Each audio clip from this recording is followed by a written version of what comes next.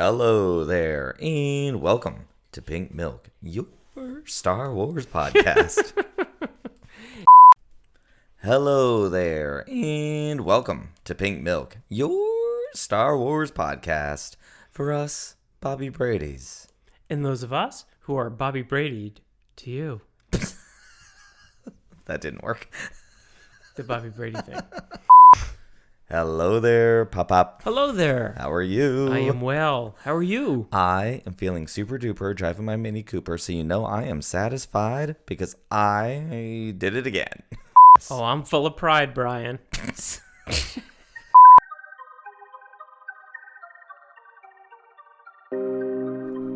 Hello there, and welcome to Pink Milk, your Star Wars podcast for us superfans. And those of us who are forced to listen to them. Today is someday, and someday we're talking to a newly out gay. Ah, we got another one. We sure did, Thomas. Are you ready? I'm ready. It's that time to drink up. Drink up.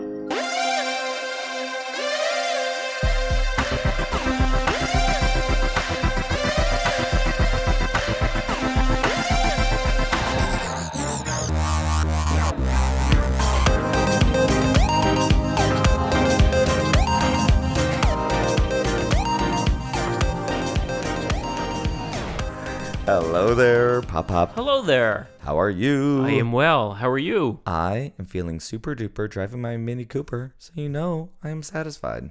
Fantastic. Yes, we just got back from Star Wars Celebration. Well, me. You. But I have a ring on my finger that says we are always together no matter what, even if we're oceans away. You have weekend convention voice. I do. Yeah, this beautiful, sexy voice is courtesy of Star Wars Celebration Anaheim 2022. Celebrate. Holiday. Celebrate. Let me tell you, Star Wars Celebration was celebrating the gays this weekend. Awesome. Thank you to everyone that I met out there. Thank you to all the Steam Queens that I got to meet in person that were more than like text messages on a Twitter or a YouTube channel. Thank you so much. If you're one of the new people, welcome to Pink Milk. I am your host, Brian. With me, as always, is my better half and your better host, Thomas. Hello. Honey, it was so amazing. Was it? It was beyond Awesome. anything. We met so many new people. We had an amazing queer meetup that was a roaring success. I had multiple people tell me that they were so glad they came because they made weekend friends of other queer people, which is exactly what we wanted. We spoke on the Star Wars Celebration stage, like seriously? Honestly, I think that is amazingly incredible that technically you've never really met a good amount of these people. Yeah. And then all of a sudden at this meetup, everybody just comes out and you meet all these wonderful people and it just, continues the ball rolling for the rest of the weekend. It was amazing. And That's again, awesome. if you're one of the new listeners, so this is our show, Husband and Husband, that I do with my husband, Thomas. Hello. It's the show that started it all. And then within the first year, I met two other amazing people, Mark and Emma. So if you came to our podcasting stage, they were two of the people there. And then we started Pink Milk After Dark, a YouTube live stream during the pandemic, because that's what everybody did. Right? Yes. And then through that, we met our dear friend Chase, who was also there. Mm-hmm. And we are now just one big pink family, and it's amazing. So, Pink. I got to meet all of them for the very first time. It was crazy. Mm-hmm. And our celebration stage was to a packed house. That's awesome.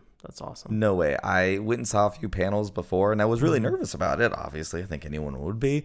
And I told Tommy, I called him up at home, and was like, babe, we're not going to fill it up. And I'm glad that I know that now because I'm less nervous. Mm-hmm. Like, well, maybe a row or two will be filled up. It was full. I'm very, And, very like, proud of you. Honest, thank you very much. You're and, welcome. and then like our Steam Queens like brought in bubbles and unicorn horns and like little kazoos. Maybe I swallowed one. Maybe that's why my voice is like this. Maybe I have a kazoo stuck in my throat. It is so funny.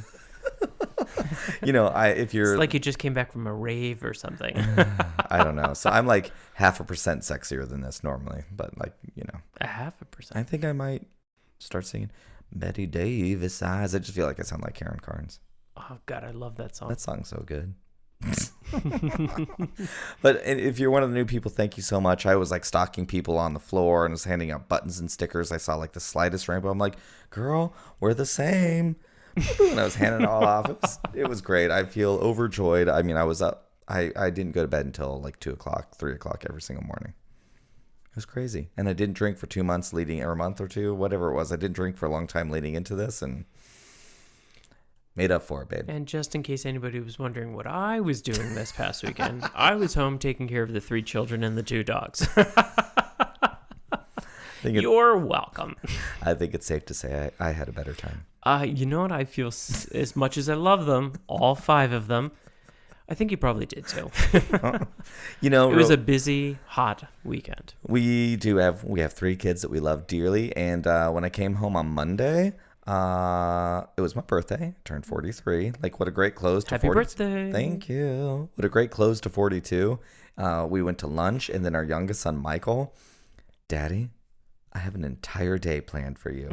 He had like little I love you cards hidden throughout the house. Mm-hmm. We had a dance party. We had cake. I came into a banner that said happy birthday. I think I walked into like 25 crates of Dr. Pepper. It was amazing. What can I say? It was on sale. It was on sale.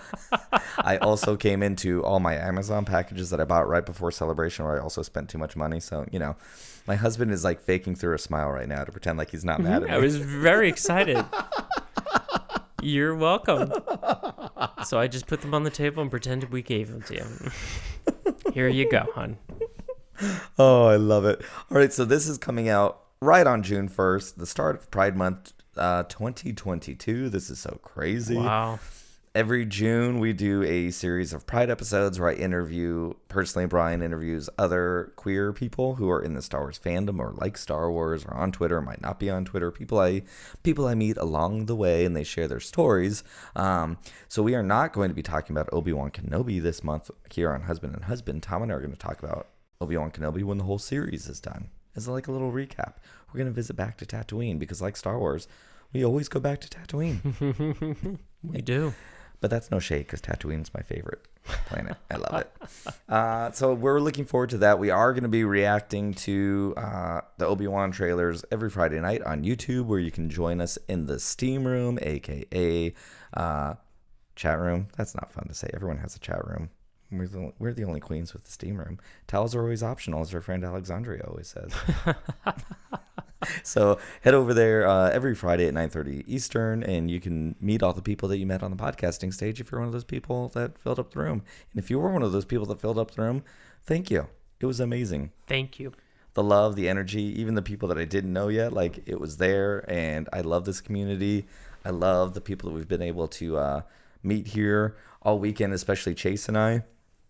Like, we're really talking about, you know, there are other podcasts out there who have a lot of fans too, or whatever. And the word fan sounds so pretentious and presumptuous. I like my Steam Queens because Steam Queens. You know, everyone can be like, everyone likes to wear a towel, right? Well, when they're drying off. Anyway, so our Steam Queens, they're like, I just love this fandom because other shows might have fans, and I know other show like fans love that show, but I'm not sure if people get the same level of love that I personally do. I cherish it so much. Like, people share their stories with me. I'm very honored when parents talk to me about their queer kids. It gives me a lot of hope for the future because the conversations I have with parents are so embracing of their queer children, and continue to listen to this show to learn queer perspectives so they can be better parents for their queer children. It's just amazing. Young people who didn't know that there was gay Star Wars fans, all of it. I cherish it greatly. Greatly. But Thomas. Yes, sir. Are you ready to listen to me hang out with Jarod from the Nerd Academy? I'm looking forward to it. It was a lot of fun. Jarod has a lot of energy, always. Every time. I've never had a conversation with the dude when he's not like jumping for joy about everything. It's I love people like that. It's great. So this is a really infectious podcast that's a lot of fun. And Thomas, I'm going to see you in a second when it's over. See you in a second. Well, by a second, I mean like 45 minutes. Bye-bye. Go take the dog. Go do whatever needs to go. Let's go get in our towels. Let's have a kiki. All right. Lock the door. Tight. All right. Drink up. Drink up. Hush, hush, be quick. Hush.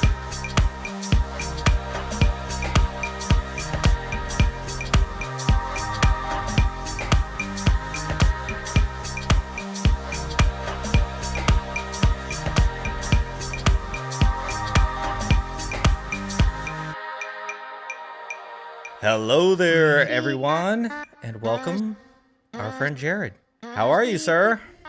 I'm great. I'm great. I'm super excited. We have mentioned this a couple times before we even started.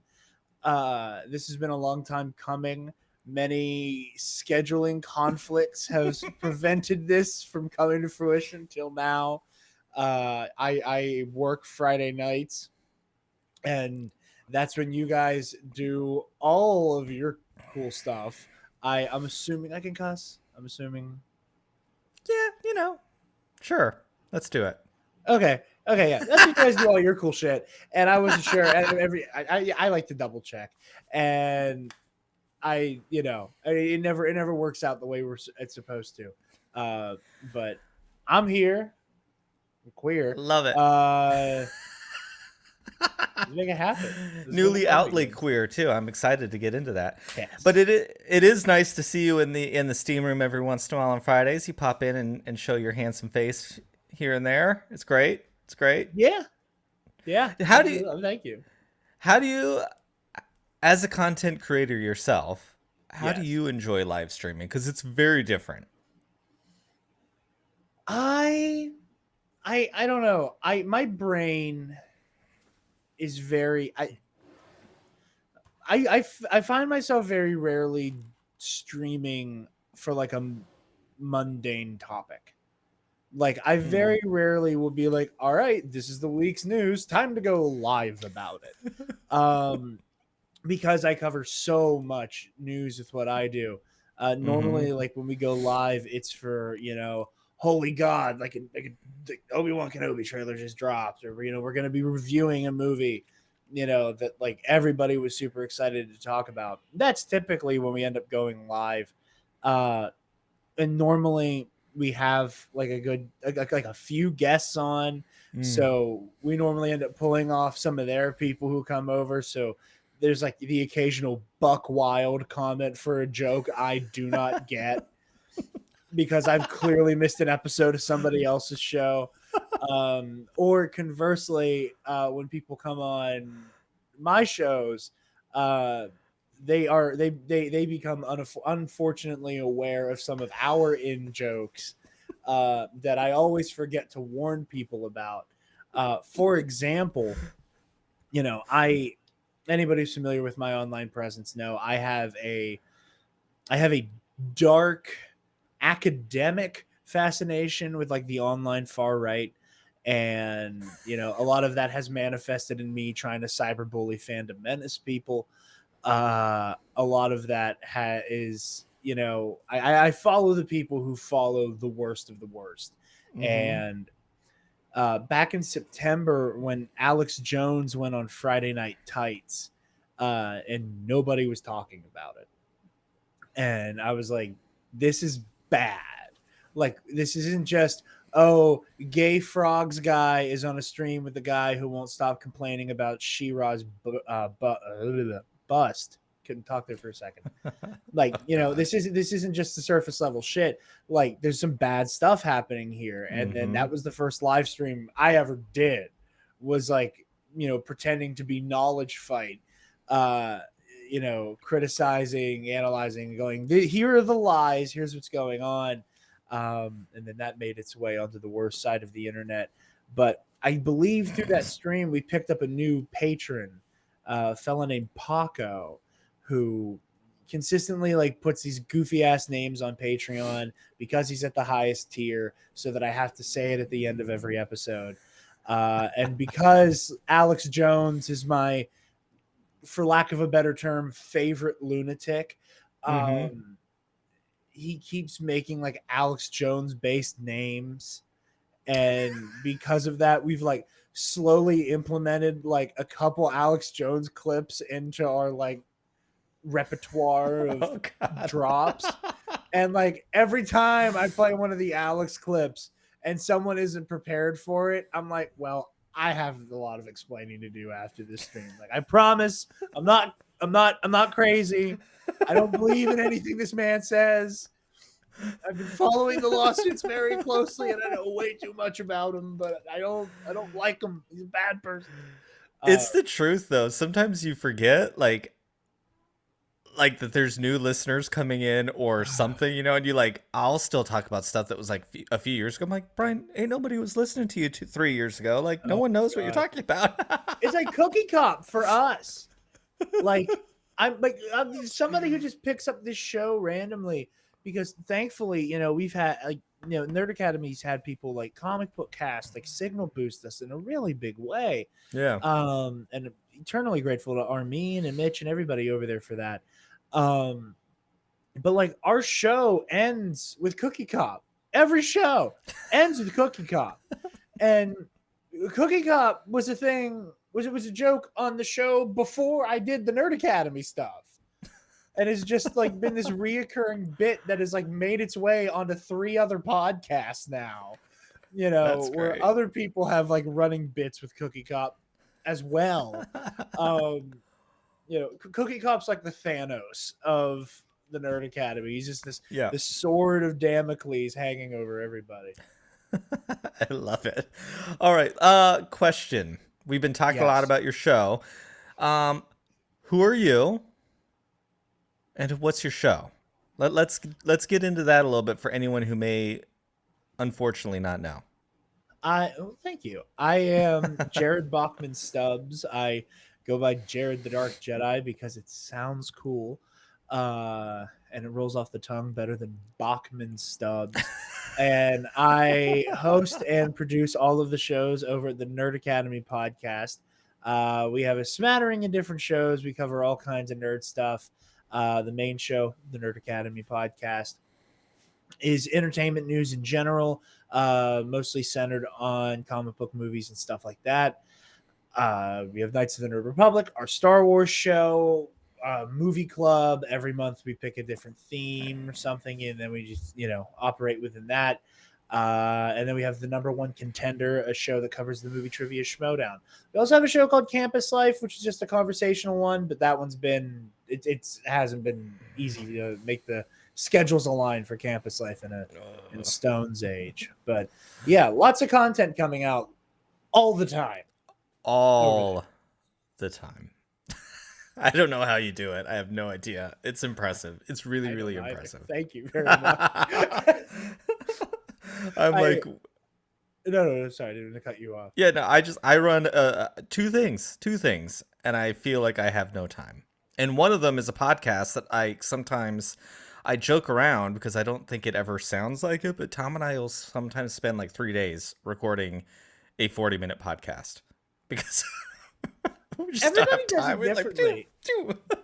Everybody does it differently, you know. Like a lot of what I do is recorded and uploaded the same day. Like a lot of the time, just because of how schedules align, like more often than not, the main show comes out on Tuesday at noon. More often than not, I'm recording Nerd Academy at 9 a.m. Oh, wow. And then just throw it out. You're basically recording a live show. Yeah. Huh? Yeah. You're basically. Yeah, The only thing is we just don't go live every morning, which I have considered doing. I'm just not sure if my brain can handle at 9 a.m. having to like have everything open both on my laptop and on the monitor right there so I can read what people are saying. I also don't know if there's a market for like, I don't know, like a version of like Morning Zoo, but it's cape shit. I don't know if there's a market for that or not. I also like to keep our live streams a little special, like I said. Yeah. You know, I think I that's like it great. to be movie reviews and bigger things. Yeah. Essentially, yeah. And I'm in this studio like at least once a day. That's amazing. And it's a studio, so make sure you head over to Nerd Academy and at least look at it after you are finished listening to this podcast because it's great. I'm very proud of it. Yeah, it was not early in, but towards the end of the first year of the pandemic, towards the end of 2020. You know, there was no video version of this show; it was just audio, and we recorded in my grandmother's basement, and we got to the point where we were like, if we want to churn out more content, and have like and not have to rely on other people's scheduling as much. Mm-hmm. We can just operate out of the garage at, you know, 'cause I still live at home. Yeah. And we were like, well, you know, my family was like, well, let's see if we can like try to build a studio. So I am in a like 12 by 12 box inside of the garage. Oh, that's so cool. That's Yeah, crazy. like it's a building in a building. Uh This is a very Russian doll type thing going on in here. That's really But yeah, impressive. yeah. Oh, it was incredible, and like the whole team worked on it to some degree. You know, Yeah. you know, if they weren't building it, they were helping, you know, come up with ideas for decoration. If they weren't helping with decoration, you know, they were, you know, helping with logistics and stuff. It was a beast of burden, but there's a part of me that sometimes walking in here goes, this is crazy. Mm. That's awesome. I yeah. It's awesome what we've been able to do, especially when you're old like me and none of this stuff was like remotely possible when I was younger. It's crazy. So you are clearly into a lot of fandoms, all the things you do on your show. This here is obviously a Star Wars podcast. So what is it about Star Wars that brings you in? Star Wars is my first fandom love. You know, it was the one I got into first, and it's the one that I love the most. I am a firm believer that Star Wars is one of, if not the greatest stories ever told, because it is the quintessential hero's journey. It is the biggest interpolation of the monomyth Mm-hmm. ever. I was actually, I brought this up on the most recent episode of Teen Movie Club, because we're doing Star Wars month, we're doing the prequels, and Also known I as the greatest trilogy. I I'm a sequels guy, Oh, I love that. I but love it. Love it. but Phantom Menace is my jam. I The more I talk about it, the more I'm like, is Phantom Menace my favorite Star Wars movie? I'm not sure if it is yet, but I know it's in my top three. Uh, we you know, Can I interrupt real quick and just say one please. thing because I am older than you? And I was like an adult by the time the prequels came out. And the fact that you can even question maybe it's my favorite is like a dream come true because you have no idea. There was no internet back then. I mean, not really. Like, not like an accessible internet. Yeah. I used to have to go to the darkest, dingiest corner of the comic book shop to find that one other person who also liked the Phantom Menace or the prequels so we could talk about it without being like publicly shamed and stoned wherever you went that you're like talk about how much you love it. And I'm like, this whole resurgence of the prequels is like it's been like 20 years in the making and I'm so I excited for it. I love it. I have a lot of mixed opinions about it. There's and I have a weird relationship with the prequels because I so often see the prequels used as a cudgel with which to bash the sequels.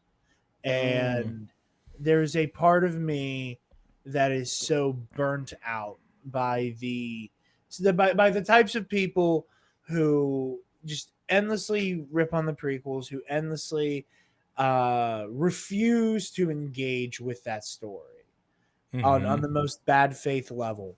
Mhm. And it's the same people who insist that Revenge of the Sith is at once this epic Greek tragedy, but also won't stop making memes about the scene where Anakin slaughters a room full of children. Mhm. And it's that inconsistency that like I just get frustrated.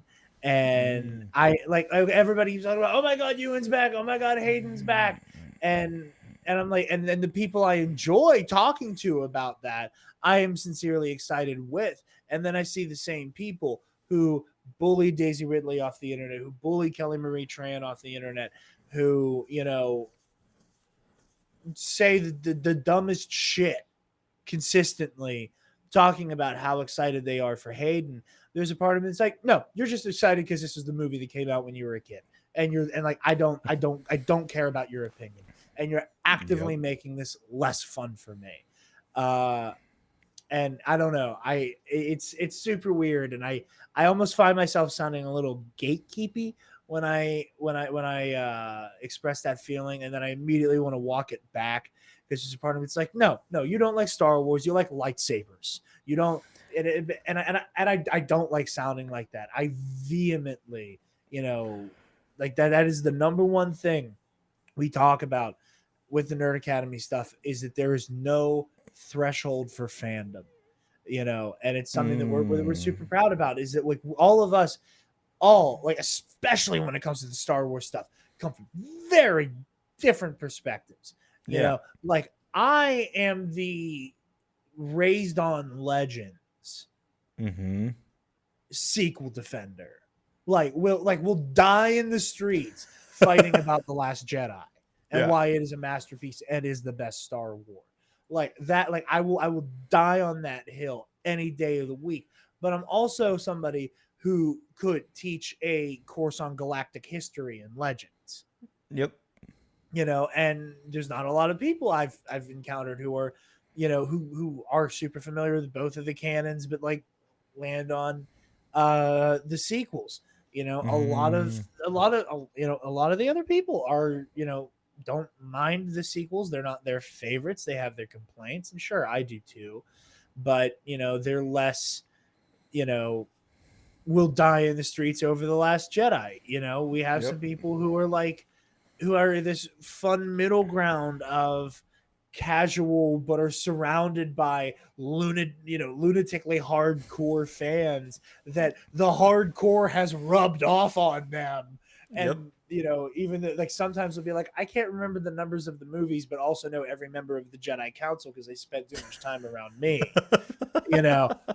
Where it's just like very funny, but very human and honest, like, inconsistency of like recall. Yep. Like, as much as I love trivia, fandom isn't in and of itself a trivia contest.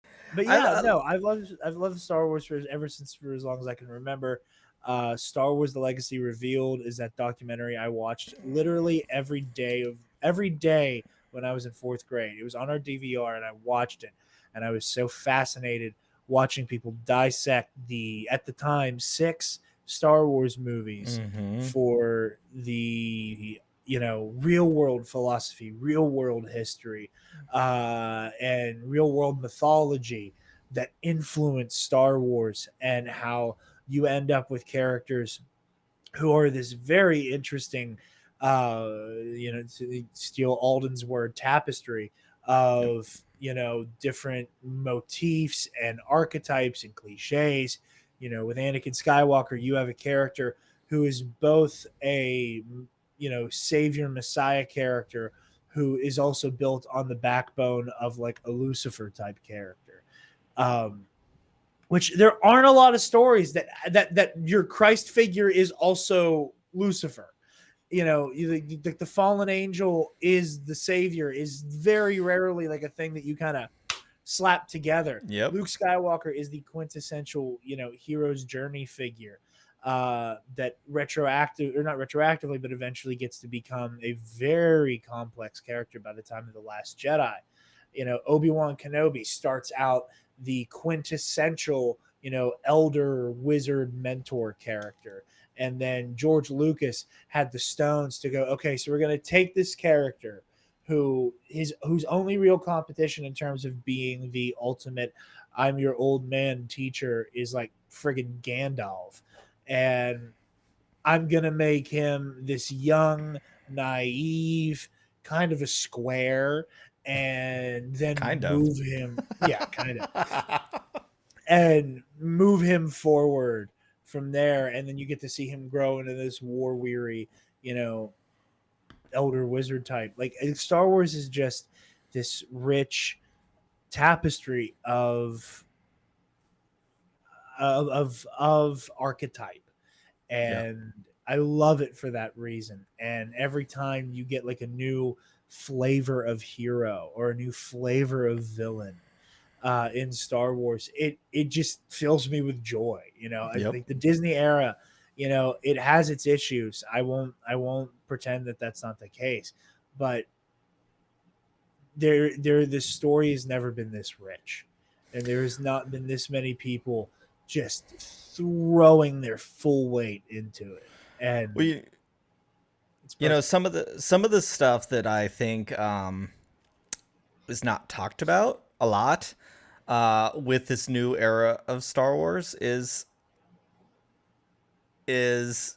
trying to figure out what Star Wars is. The big question, like the capital I, capital S, and there's been no patience for figuring it out and figuring out how to speak to a new generation that is very different than any generations that have come before, but also Yeah, maintaining two other very different generations that have their ideas of Star Wars. It is a very complicated story, and we forget that George Lucas himself was floundering. The Ewoks cartoons I adore, but they're not good.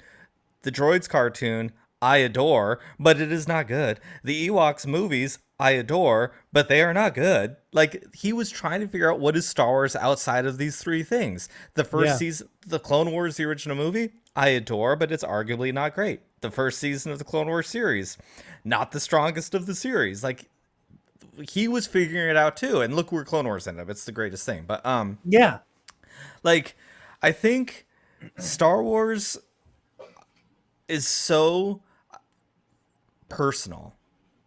Like, I'm not actively engaged in a lot of other fandoms. Like, I have mentioned so many, like, I love Star Wars too much that I don't have enough room for anything else. Like, in all seriousness, like, I can't uh even process how to love something like I do Star Wars. But I don't see a lot of discourse of what is the MCU? What is Star Trek? There isn't like there's this fundamental story with these characters that we inject our emotional journeys into it. Like, for me, that's how I watch Star Wars. I'm not a huge trivia person.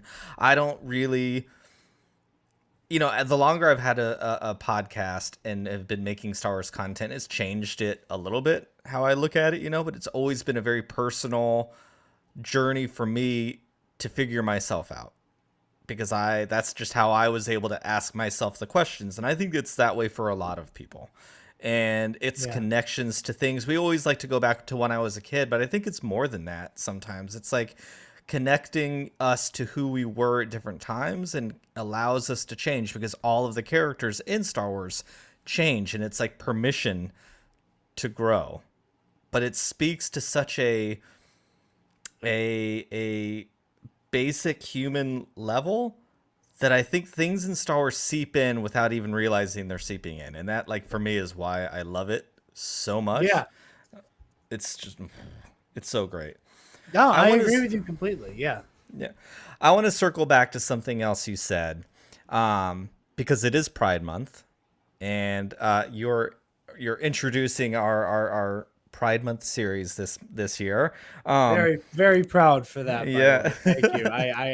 I had a feeling like I'll probably be early. You know, it's like, oh, cool, I'm the opener. Sweet.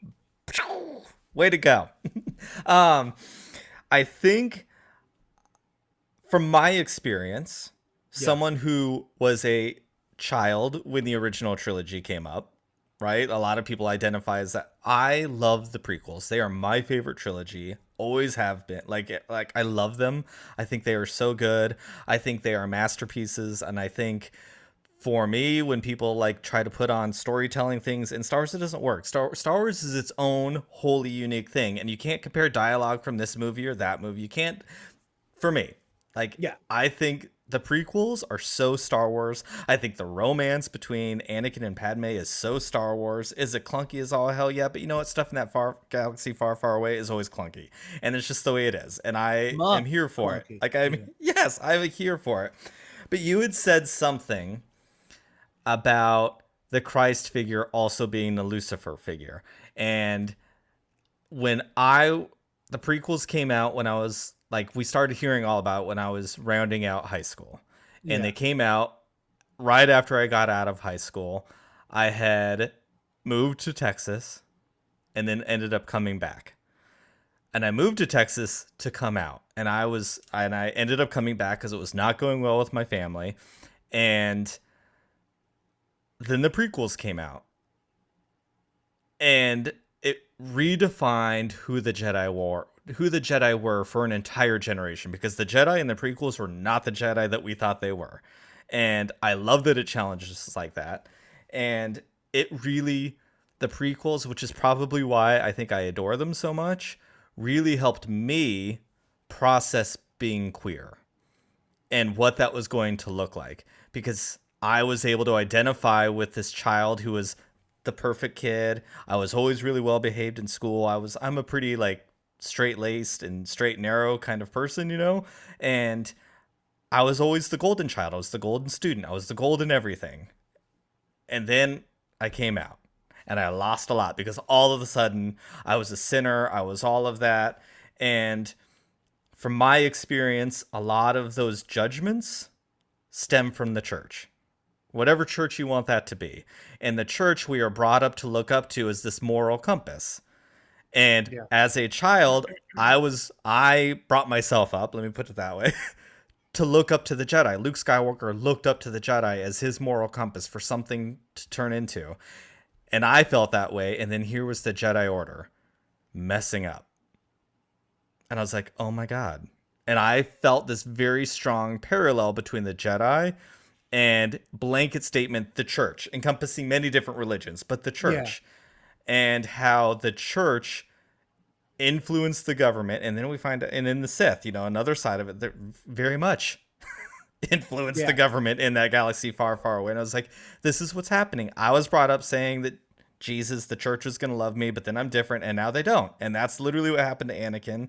And it really helped me process that I could be my own person, which is probably why I love Ahsoka so much, because that scene at the end of the Clone Wars when she walks away from it all is like still the most impactful moment in any of a Star Wars for me. Like That's beautiful. Can't really talk about it because I get really emotional, because that was the moment for me. And I was like much older, but I was like, I can walk away and let the people go that ditched me because I'm gay and not be angry anymore. I can just walk away.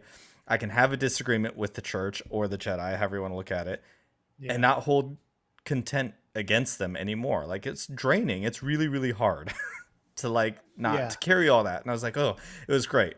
So, long story to get to this question. Has Star Wars last June, you came out. Yeah. I want to hear that story because it was really beautiful. I was really proud of you. Like, you put a Facebook post out there that was just, honestly, it was really beautiful. It was really well done. And how was that story for you? What was that whole thing like?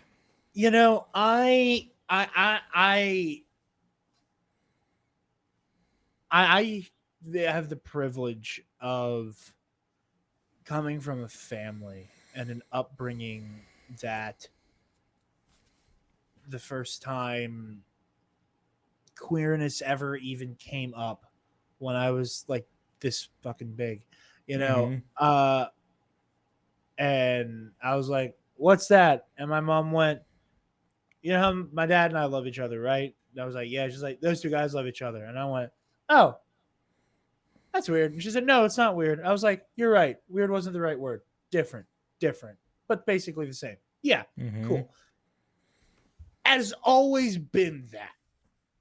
That's amazing. And there was a like the joke that my mom made, because I came out privately to friends and family on my birthday last year, and it was really weird. And again, like the privilege I had and have was that my biggest hurdle, to even call it that, with coming out was, when's like a good time? Because because every time I would be like, okay, hey, would you pass me the broccoli? I'm bisexual.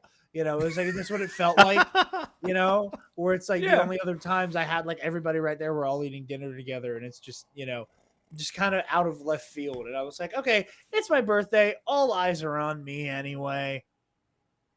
This seems like the easiest dismount. And I did. And then I had a birthday get together with, the people who helped me run the Nerd Academy and some other friends, and did it for them too. And again, it was just one of those situations where it's like I knew I was surrounded by nothing but people who, would love and respect me and embrace me regardless. And it was just a matter of, you know, when. And when it came to coming out publicly, and I put it out on social media, the first day of Pride last year, where it was that same mentality of like, when's the right time? And I was like, well, everything's gonna turn rainbow today anyway, so I might as well just do it today. Was my logic. And it was one of those things where I looked the way I looked at it was, I don't for me, the act of coming out was not this big, like, spiritual tribulation. The way my mom put it, the joke that she had made was that, it was like, hi, I'm bi, also I like cheese. Like that, like it was that level of like, you know, like it's not an earth-shattering revelation that's going to change the dynamic of the family or anything like that. But it also is who I am. So it was this weird thing of, I'm not bringing the house down with this revelation, but it's also important to be true to oneself. And that was the same thing with like being public about it, where I was like, I don't want to feel like I'm actively hiding something, and that was my biggest hangup. I felt like to not publicly come out, being a pseudo public figure, put a big ass asterisk next to that, but like, but in some capacity, like I have made myself like, an online internet person.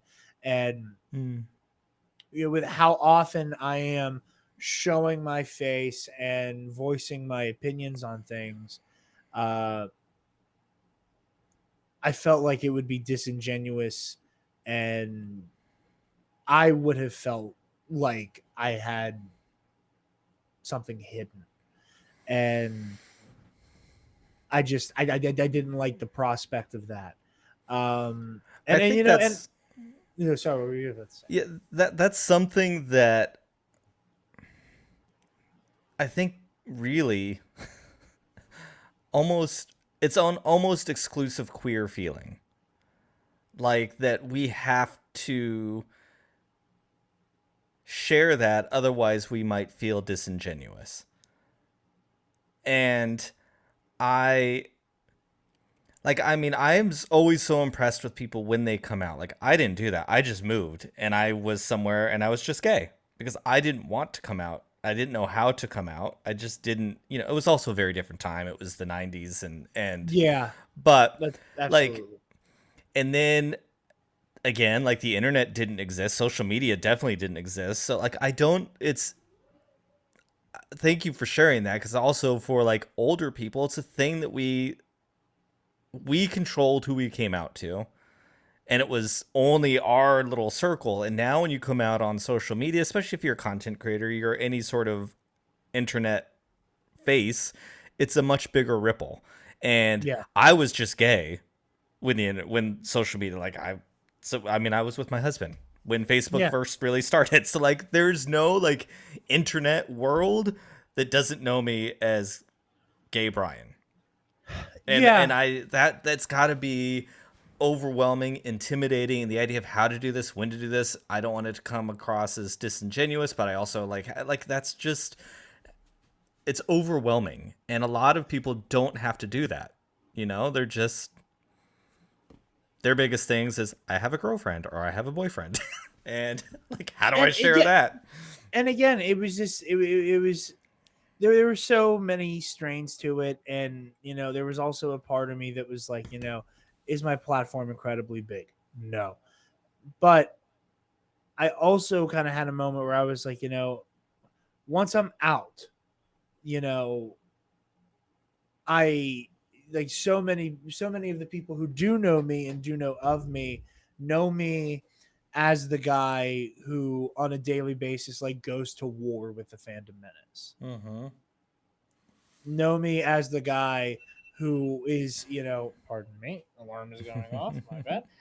Who is, you know, who is picking fights with the internet's worst, because if I don't, who will? And there's also a little bit of, what does it mean if it's a queer person who's going in guns blazing? What happens there? Well, we'll see. But I've always, for whatever reason, chosen to be the guy who's picking fights with the internet's worst. And I was like, you know what?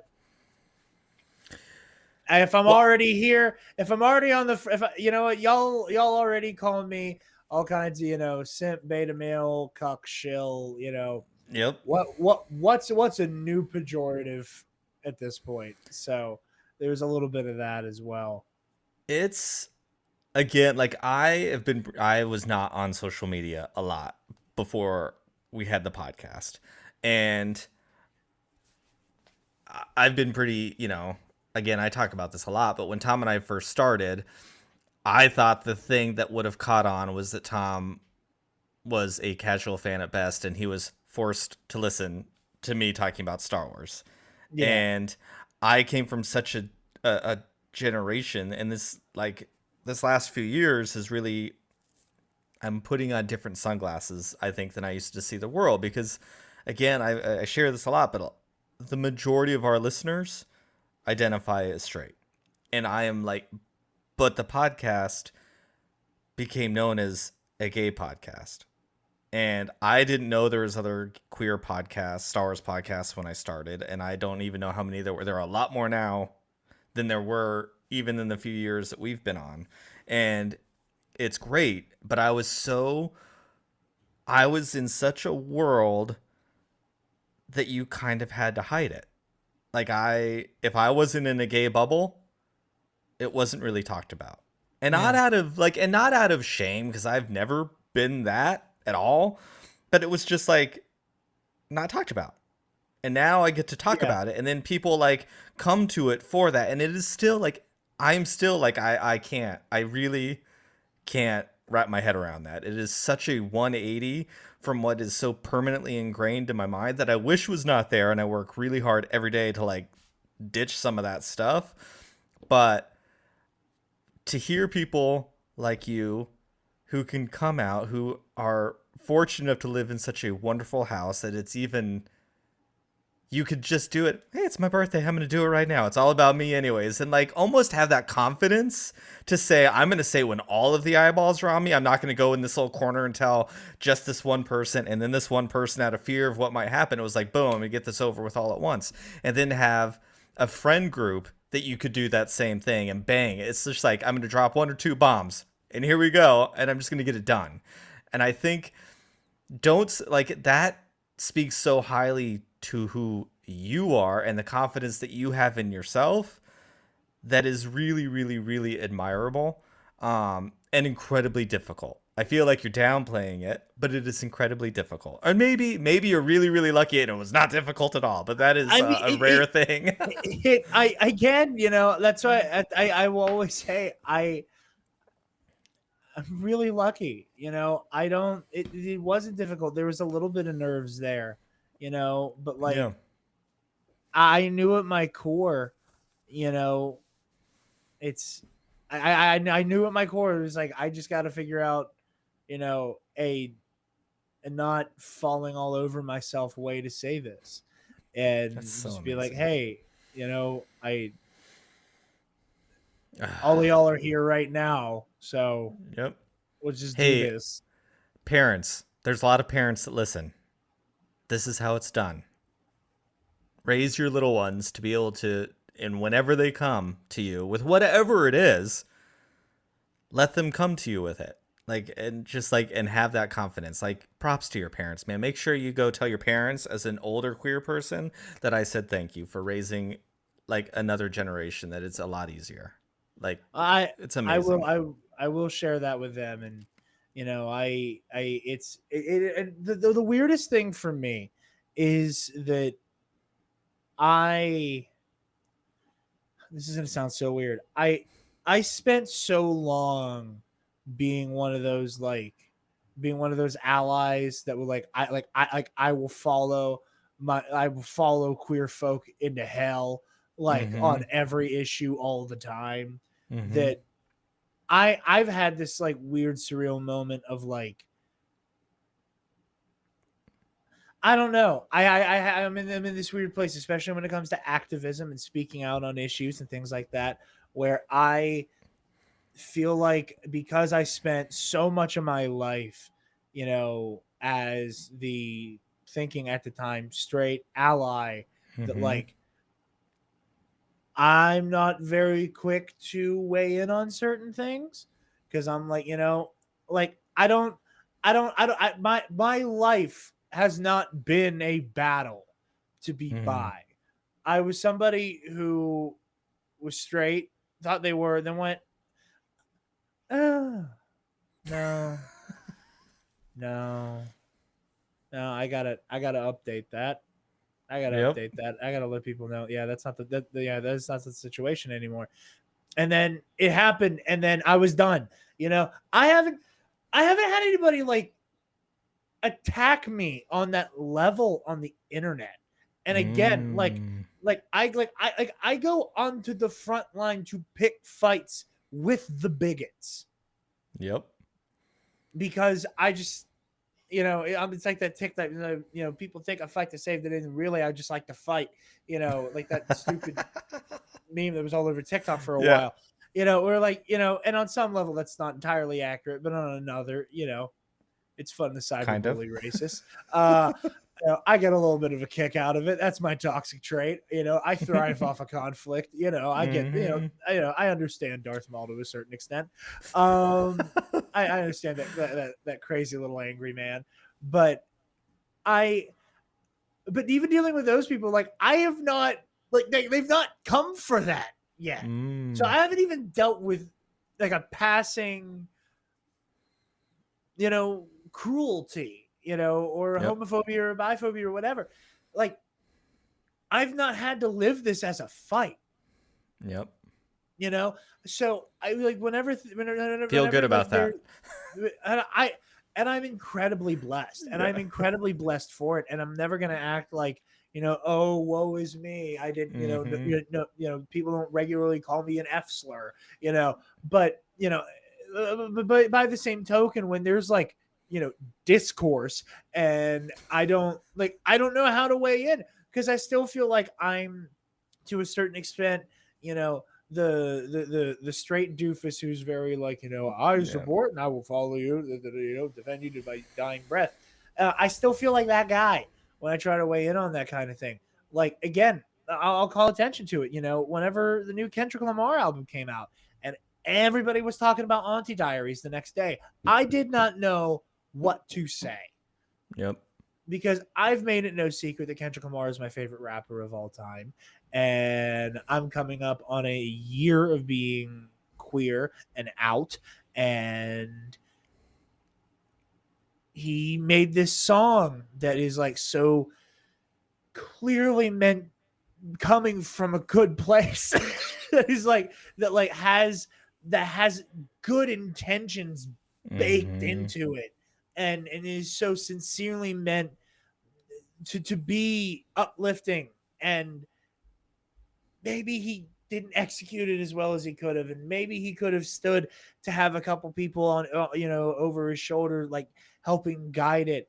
But by the same token, there's a rawness and a realness to it. But also there's a part of me that's like, dude, you haven't been around long enough to have this opinion. Yep. Like you have not earned the right to defend him saying the F slur like 4 times on this track. Yeah. From and again, and it is well, it's from the perspective of the ignorance and displaying the ignorance, and it's like, okay, yeah, it's so complex, but like I feel there's a part of me that like feels even less entitled to weigh in on Mm-hmm. that today than even before I came out. because I didn't have to deal with that at all. You Yeah. know, like the most uncomfortable I have to be in my sexuality is hearing people at the bar I work at who sound like 12-year-olds who use gay as a pejorative.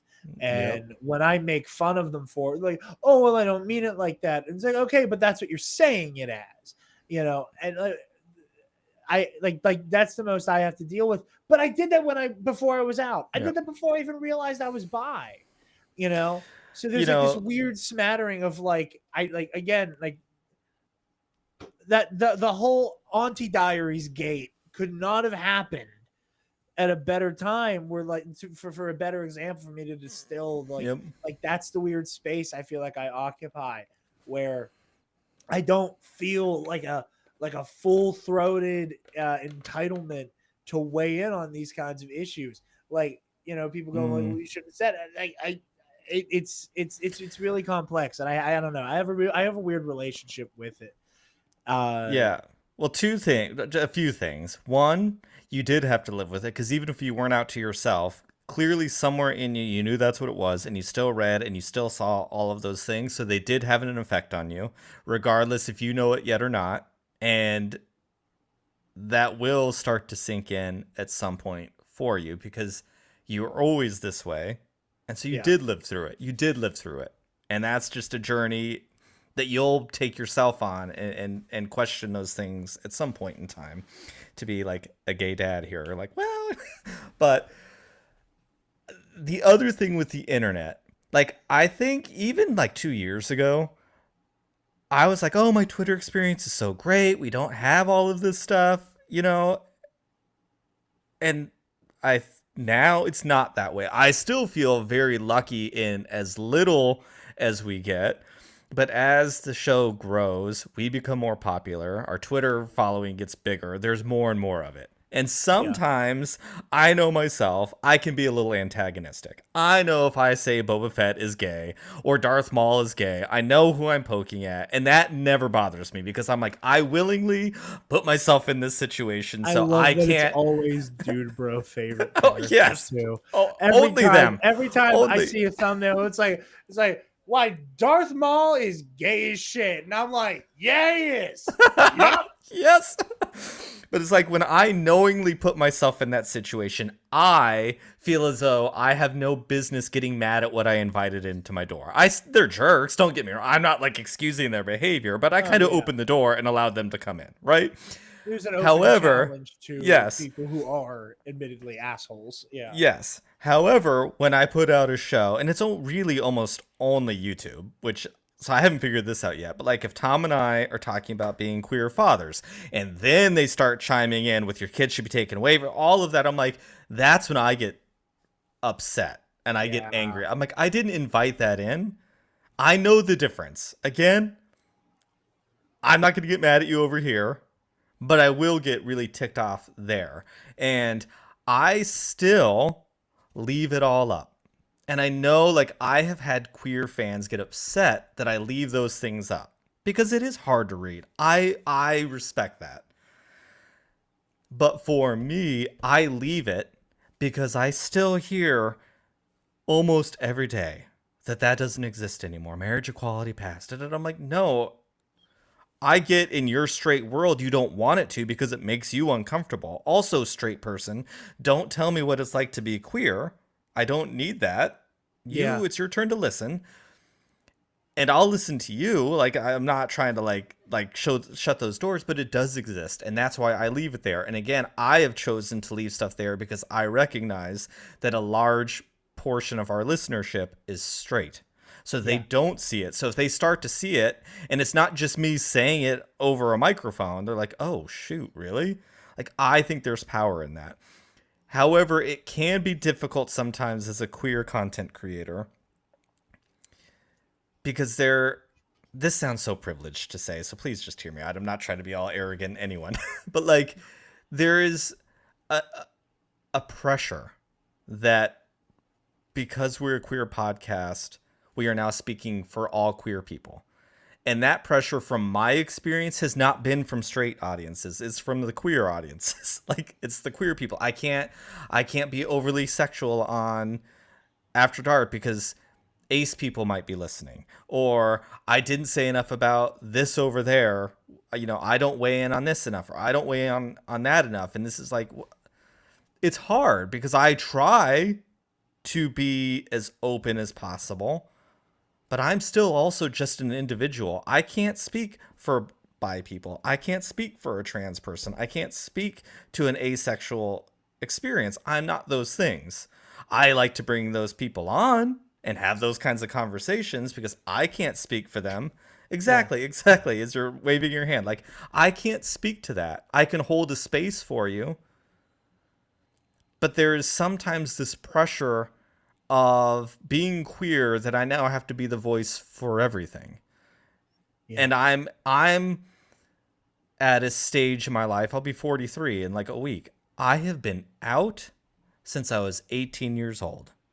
And I have marched on the footsteps of the Capitol building in the 90s. I have done it all. And I'm not done, but I'm also a father now. And I want to raise my kids. I want to enjoy my marriage that I fought really, really, really hard to get. That when Tom and I were together, I didn't even think was possible. I just want a minute to be able to enjoy those things, share our stories. But sometimes I don't want to be vocal about everything all the time anymore because I'm tired. And maybe that's incredibly selfish. But I literally have a life that I never dreamed possible for myself. So right now in this moment, I want to live in my little bubble and I want to enjoy everything that I fought for. I think you're absolutely right. I'm sorry. Yeah. No, I didn't mean to stop what you're saying. No, I think you're right. And I think that should apply to everybody to a certain extent. It's one of those things where it's like, you don't always have to have an opinion. And I think that the expectation that everybody has to go to the mat for everything, sometimes you just don't have the bandwidth for it. Sometimes you just can't, and I think that's completely valid, and I understand what you're saying. Because the lens of like what I cover has almost always been from a entertainment news window, and my analysis of stuff doesn't come up admittedly as much as I wish it could, and that's on me. That's on the format I picked, and I've been trying to find ways to re-inject it where I can, but I don't have that weight because it doesn't come up for me as much. And it's interesting because it's almost like you and I are like opposite sides of the same coin. Yeah. Of I don't feel entitled to weigh in on this issue versus the pressure to weigh in on something. I think that's interesting. Yeah, again, I really don't want to sound arrogant because I'm also. I don't think you sound arrogant at all. I don't think you sound arrogant whatsoever, man. Like, I want to be I'm very appreciative that people appreciate what we do here, and like to even want that pressure. Like, that's a privilege all in itself. But like, man, sometimes it's hard. It's just so hard, and it's stressful. It's really, really stressful. It's.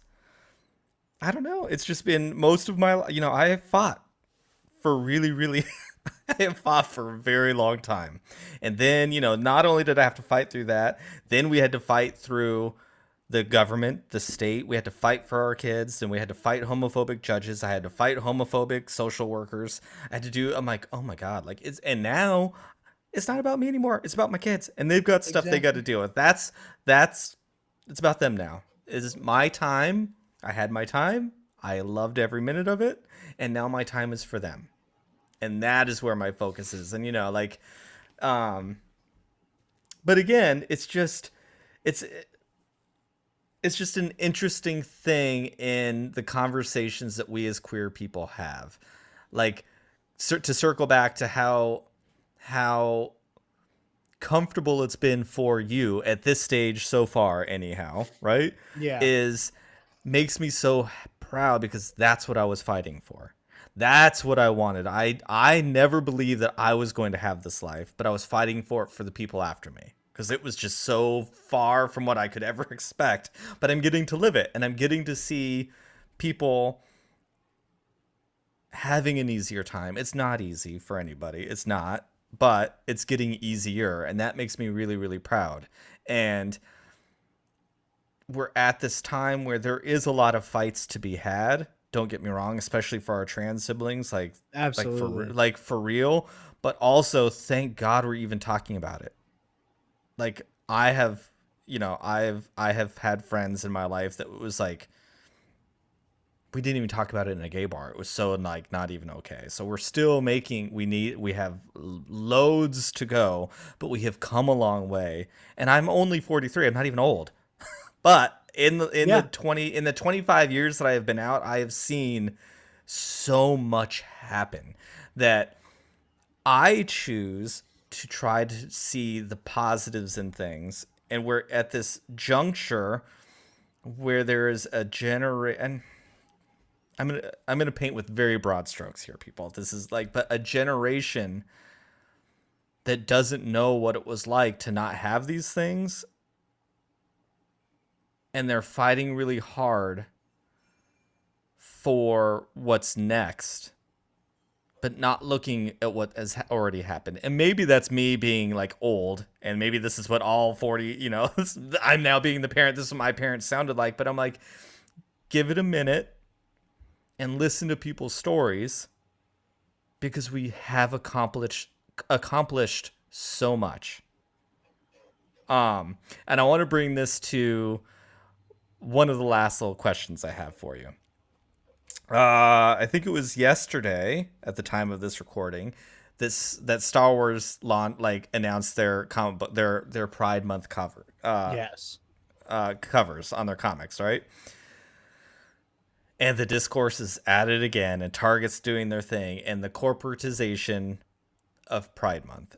And I think there's a real interesting this is, to me, this is like the important, like right now, it's a very important conversation to have because I think there's so many angles to have. Yeah. I don't think any are right. I don't think any are wrong. I love to ask this question because, again, for me, the fact that someone even wants to make money off my back. Maybe I'm like a capitalist at heart. I don't know. But I'm like, oh my God, they actually like me enough now that they want to make money off of me. I'm rejoicing because I was like spit on. I was fired for being gay. And I was like, but now you want me?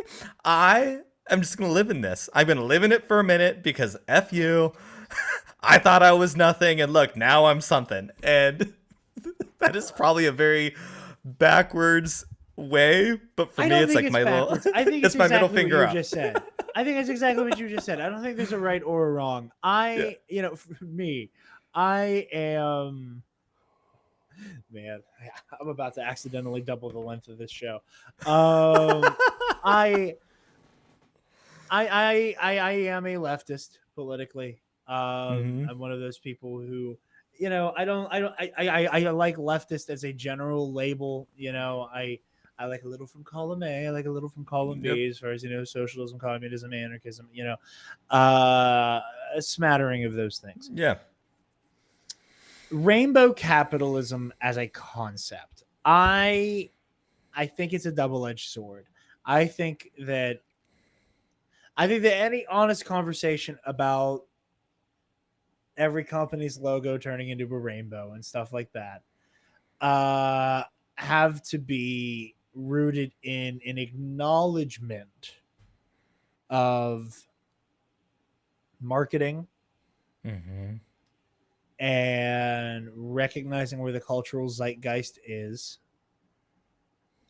and that a certain level of faux progressivism is incredibly marketable, and also no publicity is bad publicity. Faux progressivism wins over people who care about the cause and gets people who are angry at the cause to talk about you having a rainbow logo. Mm-hmm. That said, I think there is very much weight to what you said of, you know what, it's just cool that we don't pretend people like you or people like me don't exist anymore. Mm-hmm. And, you know, when we talk about stuff on Nerd Academy, especially with news, especially with casting, Yep. I don't care. Any representation is good representation. The presence unto itself is a win. Yep. There's varying degrees of how much of a win it is, but it's a win. So, in my opinion, there is an active benefit to it not being an earth shattering deal to see queer folk, queer representation balloon in June. Yep. I think that, you know, it's one of those things where, you know, very much, you know, like when February rolls around, everybody has, you know, every month is Black History Month, or at least it should be. You know, Yep. every month should be Pride Month, and because there should be, because we shouldn't just stop being aware of an entire group of people and an entire segment of our lived history, just because it's July now and Mhm. America, fuck yeah, because it's July. It shouldn't work like that. Yep. I also think that a lot of those companies that have their rainbow logos, that have that do employ queer folk and do probably have artists and employees who, by virtue of being queer or by virtue of being straight and a fervent ally, get super excited to do what they're doing, Mm-hmm. that are being exploited and money grubbed off of them by people who either don't care or actively hate them.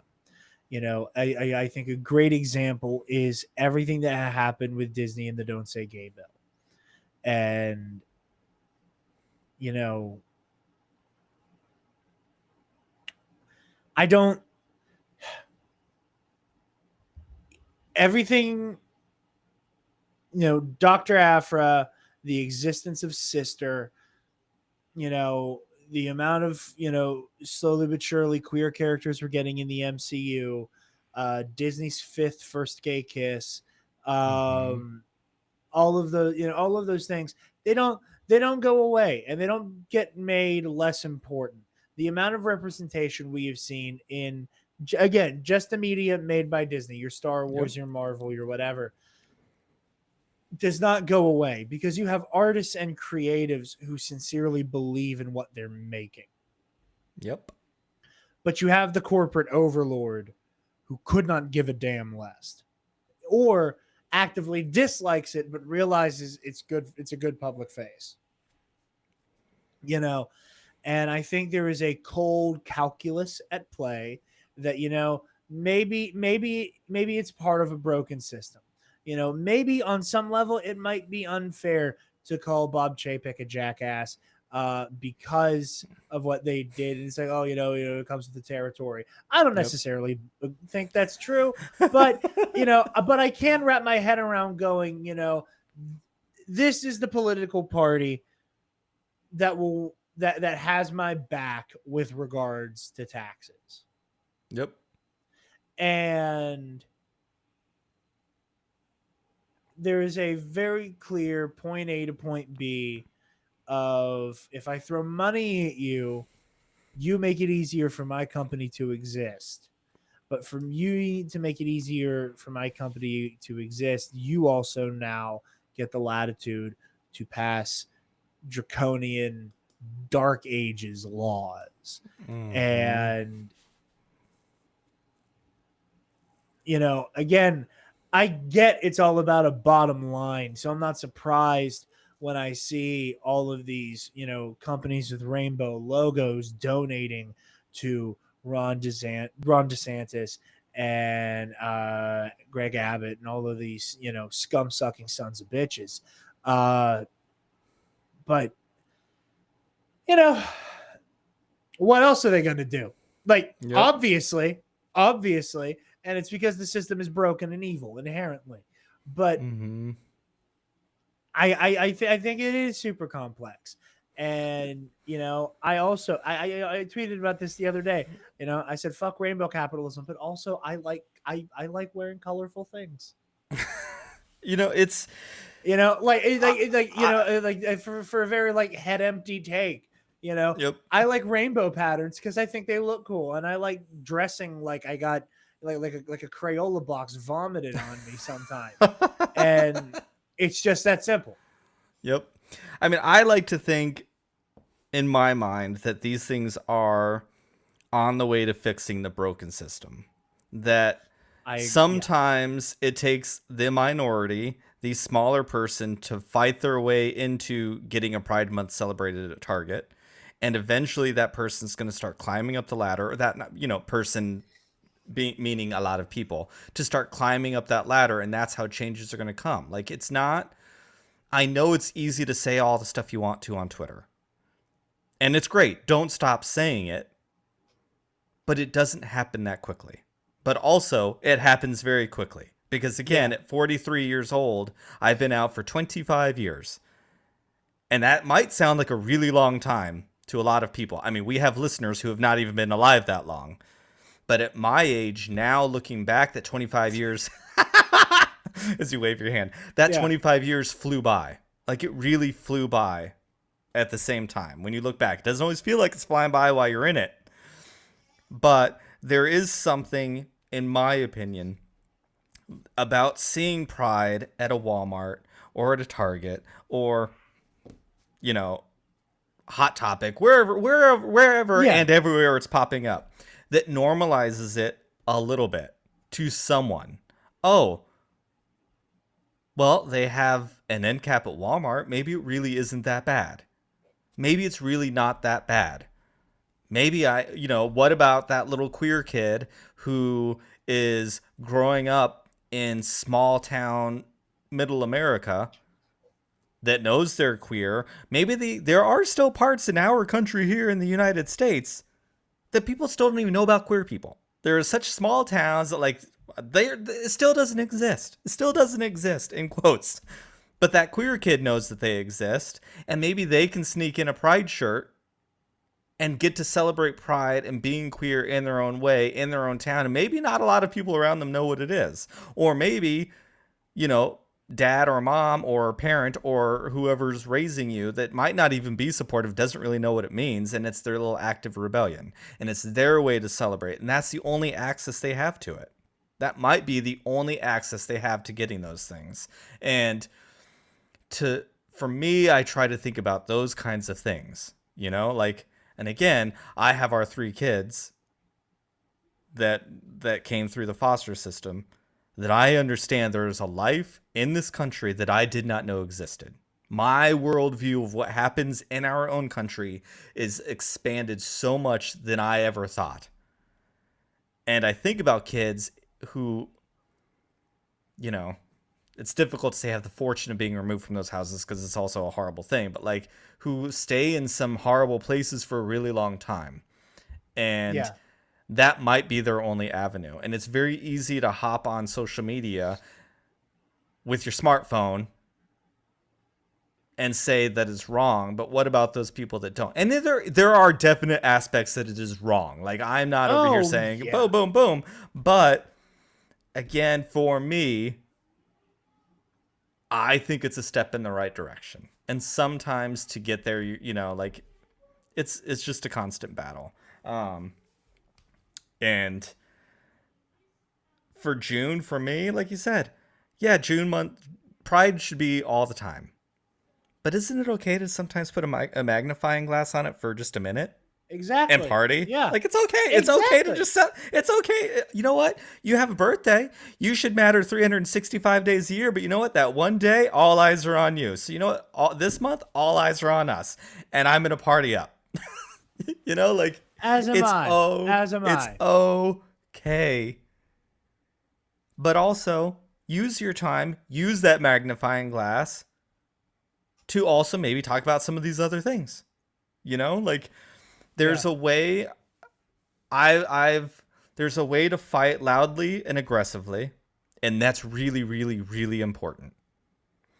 But there's also a way to fight with dancing, singing, and laughing, and that's also really, really important.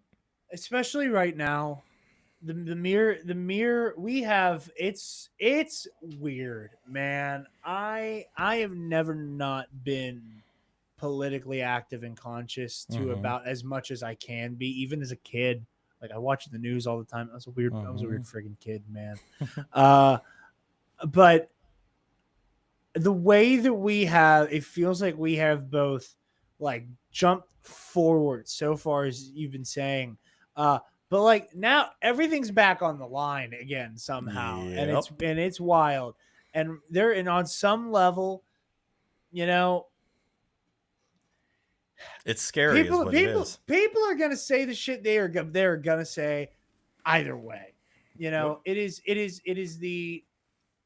the hopeless, I don't want to say hopeless, but it is the dark nature of the binary we exist in, that no matter what one side does, the side that has built its entire identity around subjugation Mm-hmm. and a, let's call it what it is, like a fascist model, like, the type of aggressive patriotism. Carlos Maza, one of my favorite video essayists, did a very good video about head empty fascism, which, talking about like one of the Turning Point USA conference that happened not too long ago, and how, so much of, of the opposition to people's basic rights and existence is just concept and buzzwords. And when that is all that a group of people can bring to the table, your mere existence is a weapon. Use it. Celebrate your existence, Yep. because that unto itself is an act of rebellion at this point. Oh my god, that's beautiful, amazing, and I agree 100%. 100%. And that's where we're going to end it cuz that's the perfect close. Like dude, so good. Yes. Use our voices. Just being queer is an act of activism and use your voice however you see fit. Don't lose who you are and be yourself no matter where the fuck you are. I don't care how hard it is. Figure it out. Figure it. We can all do it. Well, that sounds really arrogant, but figure it out. Figure out how to Be true to silently yourself be. as best Yeah. you can, man. Like, Yep. yeah. Like, do it. Do it. Do it because it's the only way. And you're right. Right now, it's a scary, scary time because it feels like some of this could go away. And that little bubble I was talking about enjoying in, that I want to stay in, let's hope I can stay there and not I have hope to you go can too. back. Yeah. I hope you can Ah, stay in some level of retirement, my friend. no doubt. Well, thank you, thank you. This was really wonderful. It was a long time in the Thank you making, so and much. it was well worth it. You made some good stuff. Where can people find you, my friend? You guys can find me on Twitter and Instagram at DarkJedi2552. And you can find the Nerd Academy podcast on Facebook, Twitter, Instagram. And we have a video version of all of our shows on YouTube. And we also are on all the podcasting platforms. So you can listen to us, you can watch us. We have a Patreon. We do a Knights of the Nerd Republic. There's a Star Wars show. We do a Versus series. We're finally back on track with that. Maze was Cal Kestis versus Kylo Ren. June Oh, is going to be Anakin Skywalker circa Revenge of the Sith, not Vader, still Anakin, versus circa The Mandalorian, Ahsoka Tano. So, oh, oh. yeah, yeah. There we go. There we Yeah, go. so yeah, lots of stuff. Like I said, if obviously we have our Star Wars show, weekly reviews for Obi-Wan Kenobi will be happening over there. So yeah, we would be honored if you would join us. Well, we will join you, my friend. Thank you. And until next time, my friend. Until next time, happy Pride Month. Hold the magnifying glass up. Let's party for a month. People. And We're back. we're back.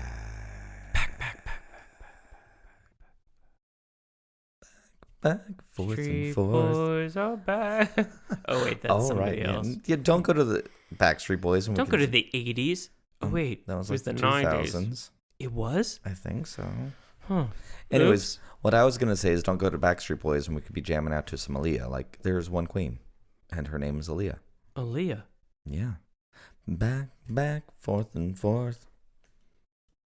Nope. I wanna go I don't know. back, forth and forth. I don't think I've ever heard it. Do I have to give my card back? No, maybe your cool card. Well, hey, I have never said I was cool. I think I've actually even said that on this podcast. I'm not cool. Possibly more than once. Mm-hmm. Anyways, thank you, Jared. That was such a great time. You're amazing. Amazing.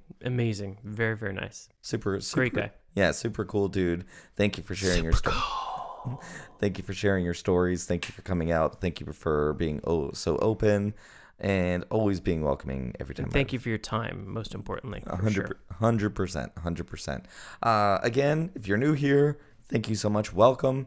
If you're old here, and old, I mean longtime listener, not old because gays don't age. Welcome.